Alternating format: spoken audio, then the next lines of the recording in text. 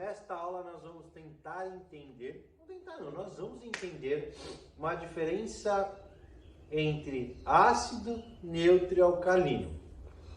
O objetivo da aula é a gente entender que existe uma escala de acidez e que essa escala de acidez ela é associada a um tipo de remoção. Então, dependendo da sua escala, você remove um tipo de sujeira, seja ela orgânica ou inorgânica. E é isso que nós vamos tentar entender na aula de hoje.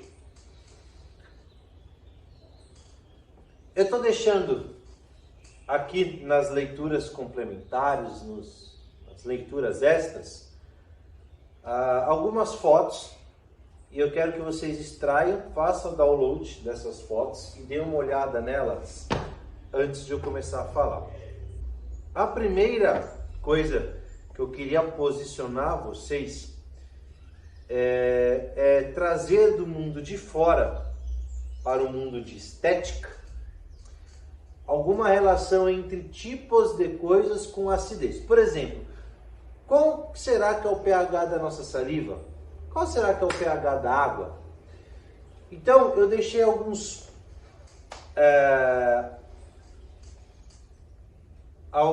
tipos de coisas, acho que assim está fácil de entender, do nosso cotidiano, para vocês terem mais ou menos uma noção da escala de pH desses caras, tá? E para vocês conseguirem já assimilar aquilo que eu quero trazer. Vamos lá. Quando a gente fala em escalas de acidez, nós vamos do 0 ao 14, sendo que o 7 é o meio. Então 0, 7, 14. O 7 a gente diz que é neutro, é um pH neutro. Eu sempre falo que existe uma oscilação entre 6 a 8 e o 7 está bem no meio. Então a gente pode trazer algo levemente ácido ou algo levemente alcalino. Mas a gente pode entender que de 0 a 7 é um pH ácido. De 7 a 14 é um pH alcalino. Na verdade é de 0 a 6,9, né? E de 7,1 a 14. Então vamos entender que a gente tem uma margem entre 6 a 8 para a gente ter algo neutro ou algo levemente ácido ou alcalino. Quando eu falo então em 3 blocos, que é de 0 a 7, que é ácido, quanto mais ácido, mais próximo do zero, vamos assim dizer. Então se o cara tem pH 1, ele é extremamente ácido. Se ele tem pH 6, ele é levemente ácido. Deu para entender o grau de acidez? Que nós podemos trabalhar este grau de acidez. Existe uma ferramenta que você coloca em contato com o seu produto e ele diz exatamente o pH do produto. Isso a gente sabe o pH, a gente sabe a escala, a gente sabe se ele é ácido, neutro ou alcalino e quão ácido ou quão alcalino ele é, ou se é levemente ácido ou levemente alcalino. É possível a gente saber, tá? E se um cara é 14, vocês entendem que ele é extremamente alcalino. Ou se ele é 8, levemente alcalino, tá?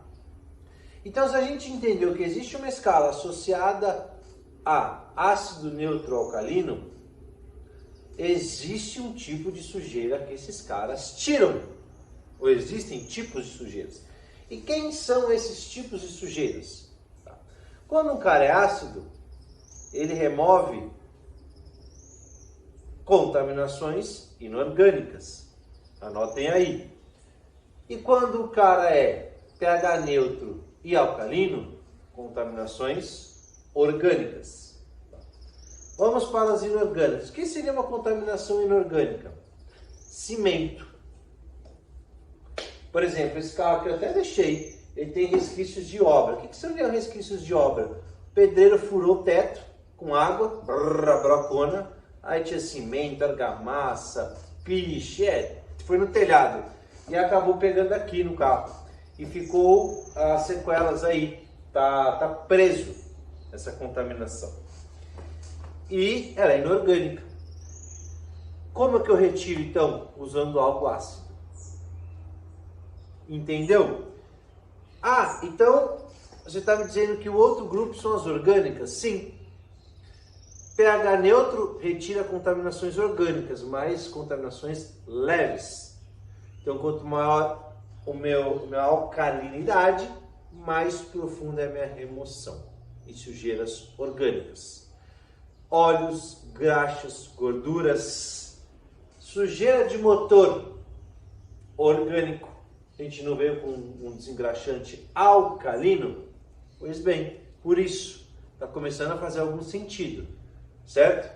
Certo. Adiantava vir com ácido no motor se é uma contaminação orgânica? Não. Você só ia danificar, ressecar, esbranquiçar, perder a vida útil de algumas peças e não ia remover a sujeira. Então, eu consigo, entendendo que existe essa escala com esse tipo de sujeira, eu consigo então, tanto no motor, adequar pH interno. É difícil ter contaminação inorgânica no interior, mas caso aconteça, você já sabe qual remover. Water spot nos vidros, Renato.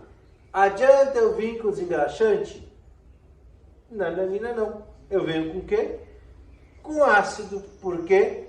Inorgânico. Por isso que eu faço descontaminação nos vidros com ácido em water spot. Lembra no modo water spot? Agora vocês começaram a entender e fazer algum sentido para vocês? Tá. Mas e na pintura do meu carro? E no verniz do meu carro? Eu vou ter de tudo. Por que eu vou ter de tudo? O bicho é um pelotão para bala, né, meu? Seivas de árvore, cocô de passarinho, cimento, piche, freio, pó de freio, né? Contaminação ferrosa. Meu Deus, bicho, vísceras de bicho morto na estrada. Water spot, riscos. Eu vou ter de tudo nesse carro, no verniz do meu carro.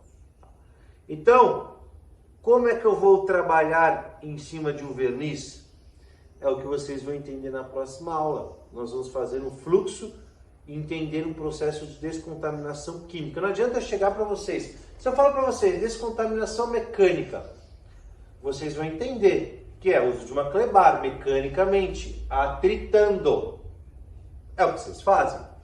Se eu falar para vocês descontaminação química, vocês não dão uma travada? Por quê? Porque se é química, existe um produto que vai descontaminar quimicamente, associado a um tipo de sujeira. Então não adianta eu falar de descontaminação química em processo, como faz os benefícios atrelado a uma curva de pH, um tipo de sujeira, se você não sabe que tipo de sujeira sai com tipo de pH. Tá? Por isso que é importante vocês fazerem o download e lerem, entenderem, decorarem, entenderem, botarem na parede, para se tornar algo natural e ser mais para frente algo natural. O maior desafio de vocês vai ser que tipo de sujeira sai com que tipo de pH. Começam orgânicas e inorgânicas. E vão lá, sujeiras inorgânicas, vocês vão ver, cimento, obra, enfim, orgânicas, gorduras, graxas, óleos, dentro vocês podem ter sucos, derrumam comida, vômitos, aí vocês vão começar a entender se é orgânico ou inorgânico, aí vocês vão conseguir já adequar melhor, tá? Uma vez vocês entenderam essa escala, agora fica muito mais fácil criar um processo de descontaminação química, já associada ao verniz, tá? Associada àquilo que está preso no meu verniz, que nós vamos estudar o que é o tipo de sujeira, quais são os tipos no modo de polimento. Agora nós vamos entender, abrir a mente de vocês para como remover grupos de sujeira, ainda macro, orgânicas e inorgânicas, ácidos, neutros e alcalinos. Para quando eu entender quais são essas sujeiras, essas contaminações lá no módulo de polimento, que é o próximo módulo, vocês já sabem tudo. Eu só vou falar, seivas de árvore. Vocês vão falar, uou, já sei como resolver. Então, visualmente, eu estou preparando vocês para que bater o olho, vocês já vão ter a resposta de tudo. Eu não vou ficar gastando meu tempo ali no polimento e transformar o módulo de polimento um módulo maçante. Por isso que eu trouxe esses módulos anteriores, então indo com calma, tá bom? Deu para entender? Estudem essa escala, eu vou deixar aí na foto. E anotem, imprime, bota no papel, numa gaveta. Eu sei que tem uma colinha também, é muita informação. Não tem como a gente decorar tudo não, tá? E a gente entende, mas uma outra coisa acaba passando desapercebida. Isso que eu dou aula, mesmo assim, volta e meia eu estou consultando aula, tá bom? Fechou? Deu para entender? Vai cair na prova, já aviso. Tipos de contaminação, orgânico, inorgânica, se é ácido, neutro, quem tira quem, isso vai cair, tá bom? Então é bom vocês entenderem que isso já é uma pergunta certeza que vai ter nesse módulo, tá bom? Espero que vocês tenham entendido. Classifiquem a aula, deixam aí suas dúvidas nos comentários, é para isso, tá? É para eu desenvolver novas aulas, eu entender o meu posicionamento com vocês, se eu conseguir fazer com que vocês entendessem e deixar alguma sugestão, podem me chamar no Instagram, no WhatsApp, vocês têm livre acesso a mim, tá bom? A gente se vê, a gente se fala, até a próxima aula e descanse, tá? Que a próxima aula é legal. A próxima aula eu abro a mente de vocês e abro a cabeça de vocês e mudo um pouco esse processo de só clebar.